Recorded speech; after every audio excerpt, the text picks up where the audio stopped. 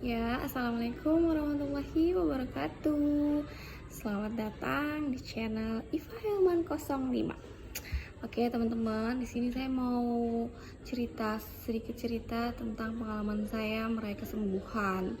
Kenapa saya bilang saya sembuh tuh hanya karena motivasi? Karena sudah panjang pengalaman saya dari setahun pertama, tahun ketiga, sampai ke tahun ketiga, tahun kedua ke tahun ketiga. Di situ saya benar-benar ngerasain bahwa ternyata pada tahun-tahun pertama yang saya masalah dalam diri saya tuh mencari tahu. Jadi ingin tahunya tuh tinggi di tahun pertama.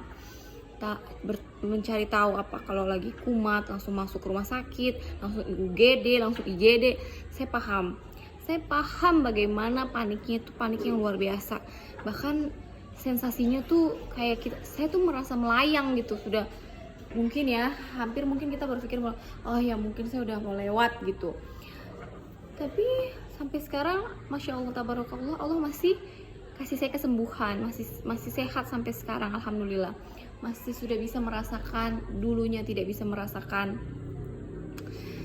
nikmatnya makan sambal, sekarang bisa. Dulunya merasa nggak bisa makan pete, nggak bisa apa, saya udah nikmatin dan saya bilang ya Allah enak banget pada saat makan tuh. Ya Allah, makasih sudah kembalikan semua nikmat saya yang dulu pernah mungkin engkau ambil dan engkau kembalikan lagi seperti sedia kala.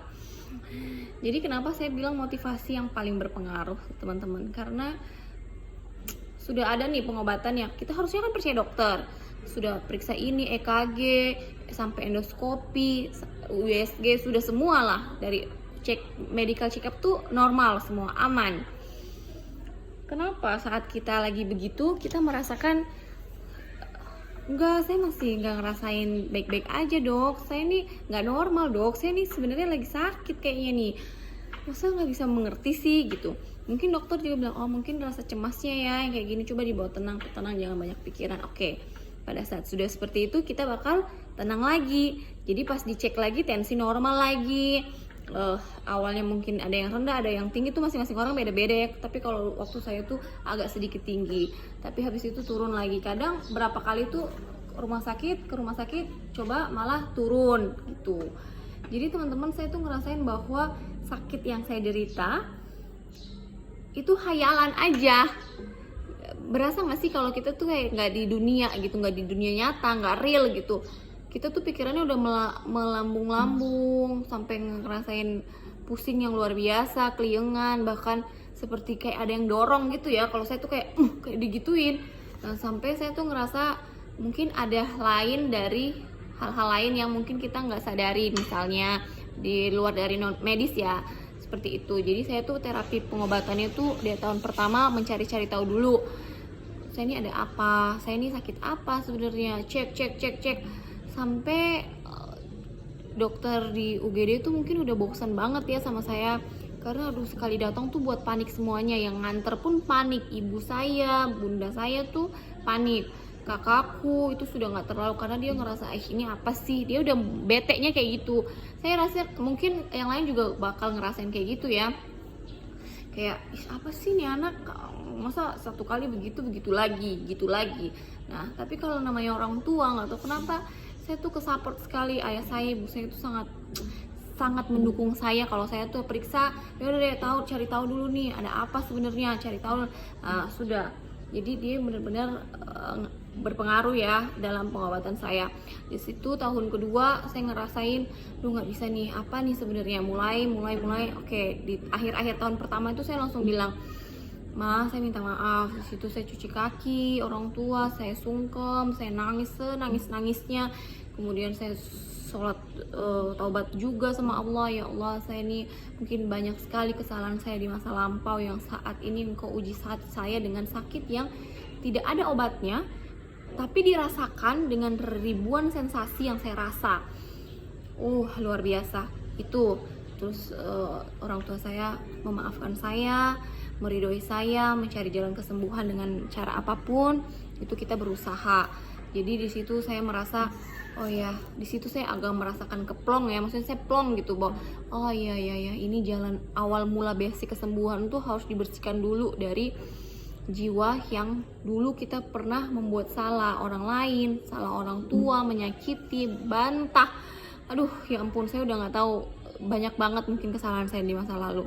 Tapi hanya saya dengan Allah saja yang tahu apa seperti itu, apa salah saya tuh dulu saya lakuin apa, bahkan ya seperti itu. Akhirnya saya mendapatkan jalan kesembuhan itu dengan sangat mudah, walaupun dengan proses yang panjang, tapi dimuluskan gitu. Maksudnya apa yang saya ini, oke, coba lagi, oke, coba lagi, oke, coba lagi. Jadi jalan kesembuhan tuh akan kita merasakan mudah tuh, maksudnya gini, mudahnya tuh udah minta maaf, udah apa gitu ya, udah selesaikan perkara yang kita di batin kita itu ngedumel. Ternyata masih ada juga, kita tuh nggak hanya minta maaf, tapi kita harus memaafkan orang yang pernah berbuat salah sama kita, bahkan orang yang pernah membuat kita tuh menjadi traumatik. Jujur, saya sendiri berpengalaman sendiri, punya pengalaman buruk untuk diri saya sendiri terhadap orang lain, terhadap saya.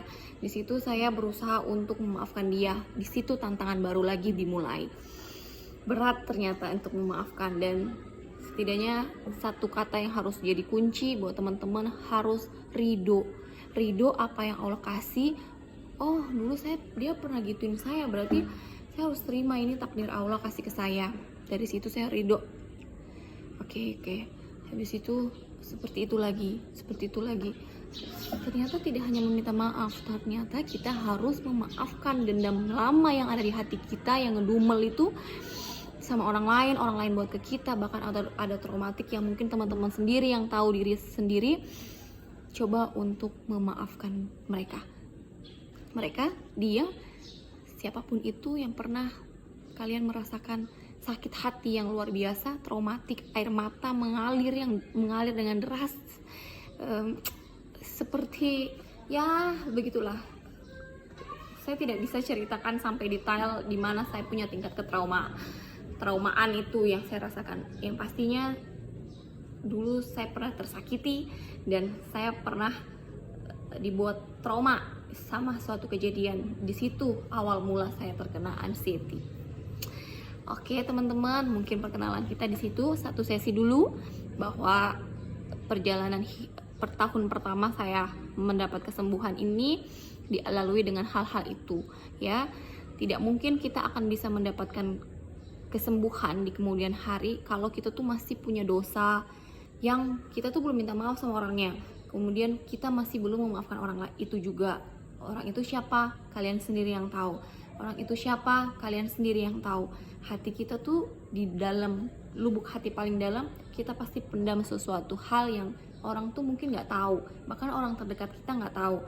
Jadi saya minta untuk coba ikhlaskan apa yang kita pernah rasa di masa lampau, dan apa yang kita terima di masa ini kita syukuri. Itu dulu dari saya. Terima kasih. Jangan lupa di subscribe dan like and comment. Semoga bermanfaat ya teman-teman. Semua sembuh, pasti sembuh ya. Hanya modal sabar dan percaya. Sip. Assalamualaikum.